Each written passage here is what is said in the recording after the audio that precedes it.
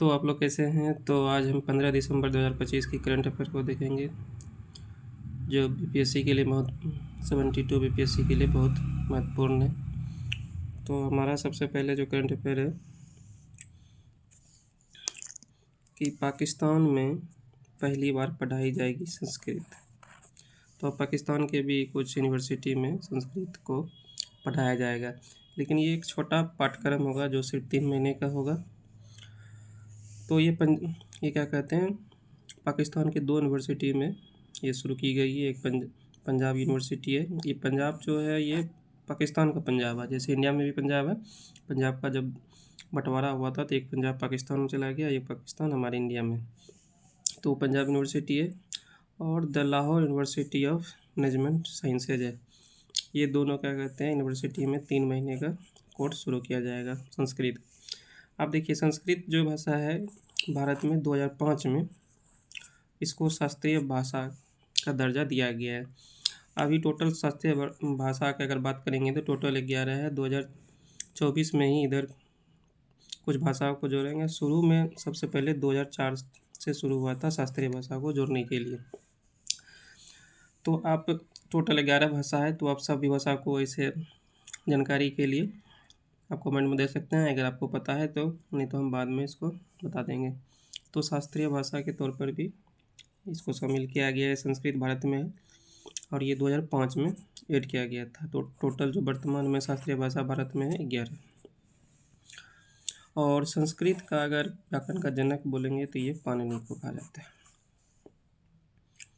दूसरा जो हमारा है कि इफ्को का जो मुख्य साहित्य सम्मान होता है 2025 का, इसको दिया एक कथाकार है मैत्री पुष्पा, और इसको पुरस्कार के तौर पर 11 लाख मिला है। और दूसरा है इफ्को का युवा साहित्य सम्मान, ये अंकिता जैन को मिला है और इसका एक पुस्तक था और एक किसान, और इसको 2.5 लाख रुपया पुरस्कार के तौर पे दिया गया है। तो ये दोनों इम्पोर्टेंट है साहित्य सम्मान। ये है इफ्को का युवा साहित्य सम्मान।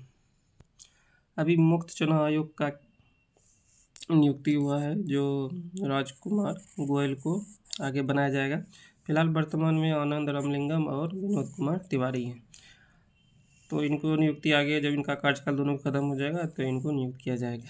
अब देखते हैं, नियुक्ति प्रक्रिया में 3 सदस्यीय पैनल होता है, जिसमें इसका अध्यक्ष पीएम होते हैं, बाकी गृह मंत्री और लोकसभा का विपक्ष का नेता। पीएम नरेंद्र मोदी, गृह मंत्री अमित शाह और विपक्ष का नेता जो होगा अभी वर्तमान में राहुल गांधी। देखिए, स्वास्थ्य विश्व कप के फाइनल में भारत ने पहली बार जगह बनाई है। तो मिस्र को हराकर 3-0 से हराकर ये फाइनल में पहुंची है। और फाइनल जो होगा भारत और हांगकांग के बीच होने वाला है। तो इस दोनों में जो जीतेगा वो हमारा मेन करंट अफेयर होगा। अब इसके बारे में बता दिए। अब दूसरा है कि विवेकानंद युवा भारती क्रीड़ांगन, जिसको हम साल्ट लेक स्टेडियम कहते हैं, ये कहाँ में है। तो इसके चर्चा इसलिए थे कि कोलकाता में मेसी आया हुआ था, तो वहाँ भगदड़ मच जाने के बाद बहुत ज़्यादा न्यूज हो गया। तो ये हमारा करंट अफेयर बन सकता है कि ये साल्ट लेक स्टेडियम कहाँ है, तो कोलकाता में है। कोलकाता की सीएम ममता बनर्जी और राज्यपाल जो है आनंद बोस है। दूसरा हमारा है बिहार से रिलेटेड ये करंट अफेयर है कि बिहार विद्यालय परीक्षा समिति को मिला 3 अंतर्राष्ट्रीय मानकीकरण संगठन प्रमाण पत्र। तो बिहार का जो बिहार विद्यालय परीक्षा समिति है, 3 अंतर्राष्ट्रीय संगठन का प्रमाण पत्र मिला है। इसमें एक है गुणवत्ता प्रबंधन प्रणाली का, दूसरा है सूचना सुरक्षा प्रबंधन प्रणाली का, और रिकॉर्ड प्रबंधन प्रणाली। ये तीनों एक साथ मिला है बिहार को। और ये है कि ये परीक्षा समिति मतलब बिहार का देश का पहला बोर्ड बना है जिसने एक साथ तीनों प्रमाण पत्र मिला है। इससे पहले किसी को एक साथ तीनों प्रमाण किसी बोर्ड को नहीं मिला है, सिर्फ बिहार बोर्ड को मिला है। तो ये सबसे पहली बात है, तो ये बहुत इंपॉर्टेंट है बिहार करंट अफेयर से। बिहार के बोर्ड के अलावा सीबीएसई बोर्ड को 2 प्रमाण पत्र मिल चुका है, जैसे ये गुणवत्ता प्रबंधन का और सूचना प्रबंधन का। और बिहार बोर्ड का वर्तमान अध्यक्ष आनंद किशोर जी, तो ये भी याद कर रखना है आपको। दूसरा है कि बिहार के नए विभागों का भी विभाग को सृजन किया गया। तो 3 नए विभाग का सृजन किया गया है, जिसमें सिविल विमान विभाग है, जिसको मुख्यमंत्री नीतीश कुमार को ही दिया गया। इसके अलावा मुख्यमंत्री के पास बहुत सारा क्या कहते हैं विभाग है, जैसे कि सामान्य प्रशासन, मंत्रिमंडल सचिवालय, निगरानी, निर्वाचन आदि। तो इसके पास जो किसी मंत्री को नहीं दिया जाता वो सीएम के पास रह जाता है। तो फिलहाल ये मुख्यतः ये सब सीएम के पास है। ये देखिए, शिक्षा मंत्री जो बिहार का है सुनील कुमार, इसको एक नया मंत्रालय दिया गया, उच्च शिक्षा, विज्ञान, प्रौद्योगिकी एवं तकनीकी शिक्षा विभाग। दूसरा है संजय सिंह टाइगर, ये श्रम संसाधन एवं प्रणाली श्रमिक कल्याण विभाग, इसको पहले से मिला हुआ था, और नया विभाग इसको युवा रोजगार एवं कौशल विभाग दिया गया।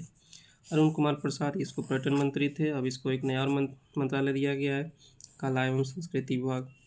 सुरेंद्र मेहता जो डेयरी एवं मत्स्य एवं पशु संसाधन मंत्री बनाया गया। तो ये हमारा था आज का करंट अफेयर। अगर आपको अच्छा लगे और इसमें कुछ इम्प्रूव चाहते हैं तो नीचे कमेंट जरूर कीजिएगा। वीडियो को लाइक और कमेंट करना न भूलें। धन्यवाद।